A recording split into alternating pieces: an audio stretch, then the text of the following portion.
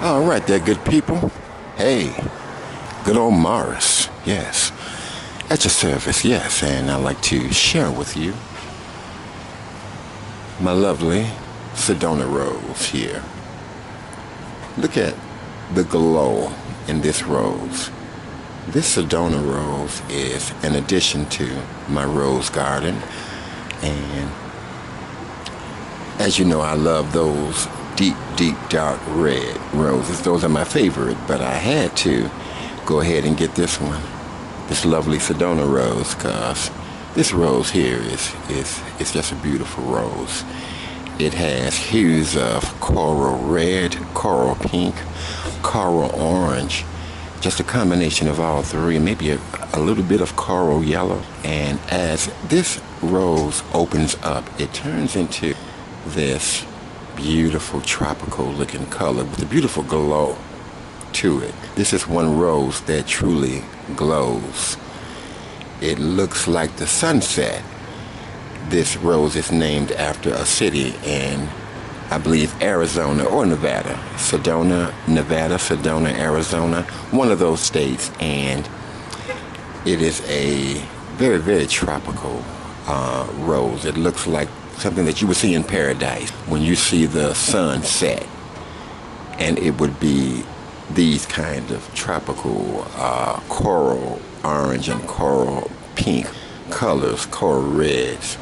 As this rose opens up fully, it turns into this kind of vermilion pink, or this coral pink, just very much like a sunset.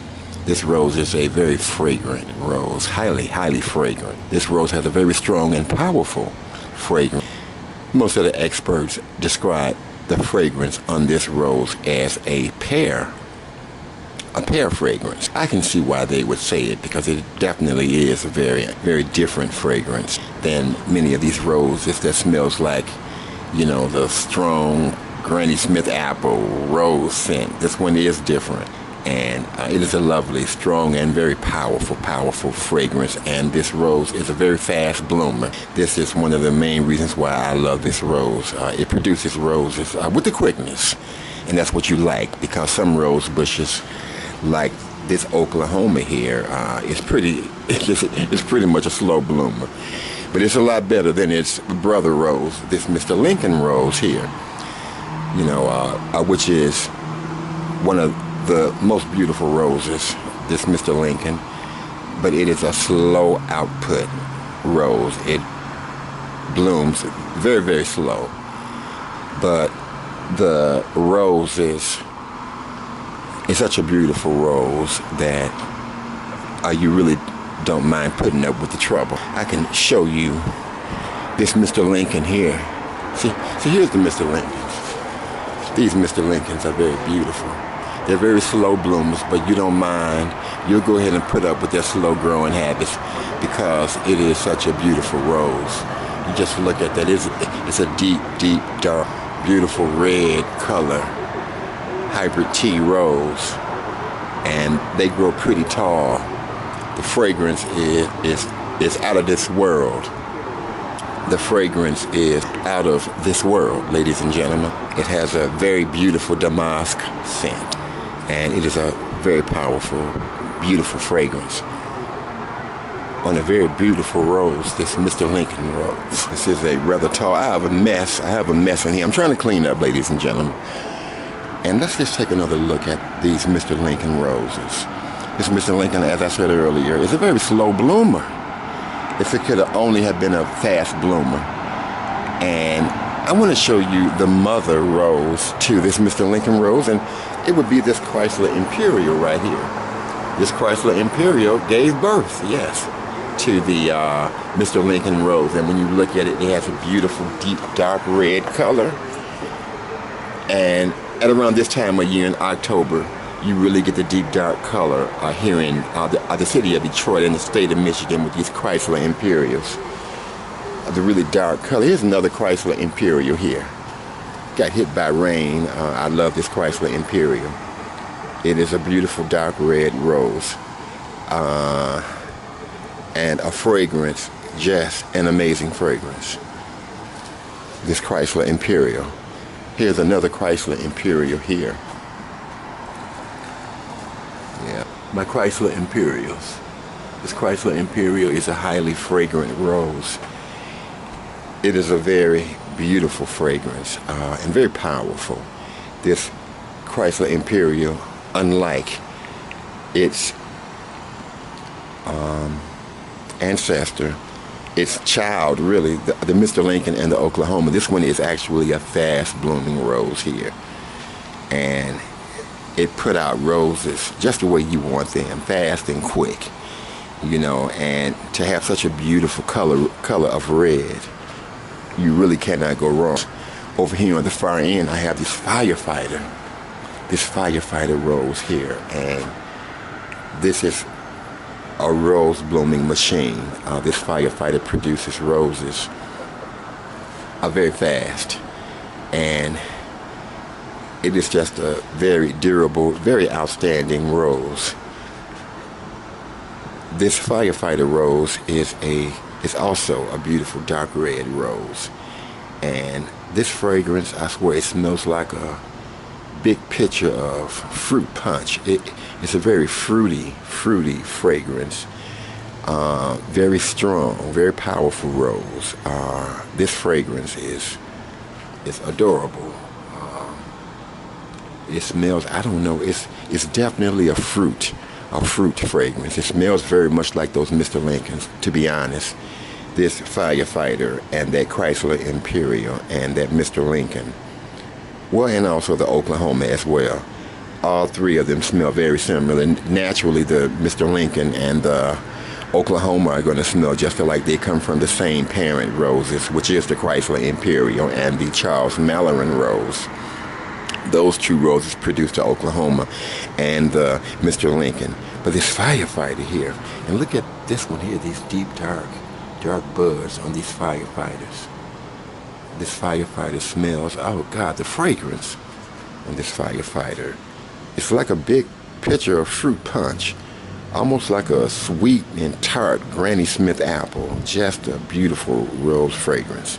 This lovely Firefighter, and look at how it grown. And I just purchased this one this year at my local nursery, and the growth that it got. It was able to grow this size mainly because it is facing south, and so this rose catches the sun as it rises, and you know, it's really a great location that I have here for this rose. Unlike it being, had it been in a house where it was surrounded by the sun, it actually would have grown bigger than this. It's only getting the sun from that one side, but the sun does cover it pretty good enough to be up here on these balconies. Yes, this is a lasting love here. I had to chop off the last rose and just give it a few days. I should be having a few more on this lasting love, which is the parent rose to this Firefighter. That's right. This lasting love rose here is the mother rose to that Firefighter over there. This is also a dark red rose that has a very powerful, very powerful fragrance. And I believe this rose would be the rose that's going to hold its strong fragrance probably longer than all the rest of them that I have out here. This rose here is a beautiful red color, and I have a lasting love. Right, let me go over to this other lasting love rose. Once again, here's the Sedona. Look at the glow on it. This is a sunset rose, a tropical sunset rose. Over here at Mars, this Tropical Gigolo Gardens, good people. Yes, I love this Sedona, the glow on it. And you know, I'm a deep dark red rose fan, and this one won me over. I had to add this one in the mix. Yes, this Oklahoma here is the darkest one of all. It's a deep dark red, burgundy red, velvety. This lasting love rose here, yeah. This is the lasting love, which is the mother rose to the Firefighter. As I stated earlier, right next to this Chrysler Imperial here. Been hit by a lot of rain, this lovely Chrysler Imperial. And I'm telling you, this Chrysler Imperial is probably, after I weigh out all the variables of all these roses, this Chrysler Imperial just might be my favorite. I'm in love with this Chrysler Imperial. But back to this lasting love here. This is a Beautiful rose. This rose is like a deep, deep, deep dark red and a deep, deep dark pink at the same time. That's a beautiful color. A very unusual color red. It almost has some mahogany tones. And what makes this rose stand out is that it has a very, very shiny leaves. It's just naturally a shiny leaf rose. Here's another baby here ready to pop. Yes, on this lovely lasting love rose. Here's another Chrysler Imperial. That's right, I love my Chrysler Imperial. And here's another one, Chrysler Imperial. In the smaller pot, this Chrysler Imperial could probably be my favorite one out here for so many good reasons. And once again, this Mr. Lincoln. Here's another lasting love. I got one near me. This is such a fragrant rose. Here's another Sedona rose here. This one is a Mr. Lincoln, a very, very slow bloomer. This thing is a very slow bloomer here. I'm going to get rid of this one for next year. This is because it's such a slow bloom. I'm going to keep one Mr. Lincoln. And as you see, here's one trying to bud up. I would say for the whole summer, this rose bush might have produced 4 or 5 roses, and that's it. Here's this All My Loving, which is a deep, deep, deep dark pink rose. And it is a beautiful, I wish I had, well, you know, I think I have done some video on this rose here, so I'll be able to share from some of the other videos. Here's this Firefighter here, another Firefighter, very tall and very attractive rose. I did a good job at deadheading roses, so all of my rose bushes grew very, very beautifully the way they were supposed to. I did all of my pruning the way I was supposed to. I never left a dead rose on either of these rose bushes. I deadheaded these roses on time, and my roses were able to grow very beautifully, very tall and very narrow, the way I wanted it to grow. We're into early October, and we're coming really to a close of our rose season, and so I'm just getting just a few roses left before it's time up for roses. And all of these roses will go in my greenhouses that I will have out here. Yes, I'm going to have one against this wall here, this wall, and the other wall around the corner, and I might put one right there against that wall. Other greenhouses to protect these roses. And I'm going to have them inside. I'm going to have them inside the greenhouses, yes. And come March, they're going to come out of the greenhouses, and I'm going to take all of this old soil that you see here, and I'm going to take all of this old soil that you see here, and I will replace the old soil in these pots with brand new soil, and get on down. Here's another Oklahoma rose, beautiful size to it, very much like the Mr. Lincoln right next to it. These two roses here are products of this Chrysler Imperial here. The Chrysler Imperial is a fast blooming rose, but these two are rather slow. The Oklahoma is just a bit faster than this Mr. Lincoln over here. I keep these roses because I guess I have grown to become more patient with these two roses. These roses produce some of the most beautiful roses ever. It's just so unfortunate that they are such slow bloomers. But sometimes they're worth, yes, the wait. But this Chrysler Imperial, which is also a deep dark red rose, this rose is a rose budding machine compared to the Chrysler Imperial's offspring of the Mr. Lincoln and the Oklahoma. This rose will deliver you roses, yes, when you want some roses. As you can see here, and we're in October. Bam, there's one, there's another, there's 3. There's another baby that's ready to, to form itself. Here's another bud here. There's a bud there. So I see 8 buds on this one here. And so it's still producing roses. And I'll tell you, I've had some falls to where I was still getting buds in November. So we'll see. my rose garden. And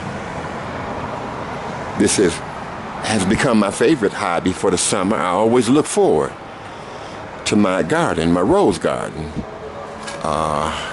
This is what my mother did. She loved roses, and I see it's rubbed off on me because I'm actually very, very passionate, yes, about the roses that I grow.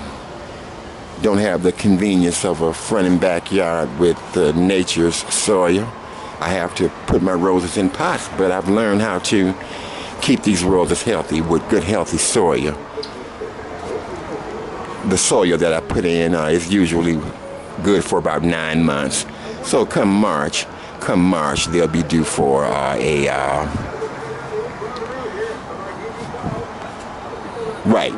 change of soil, a change of soil. And that's for the palm trees as well. Okay, ladies and gentlemen, I'm going to get back in here, and I hope that you enjoyed my lovely display of roses. And I'm going to end it with this Chrysler Imperial. It's kind of drooping. It's a droop. I'll even take a photo. Okay, in a minute, good people. Love you.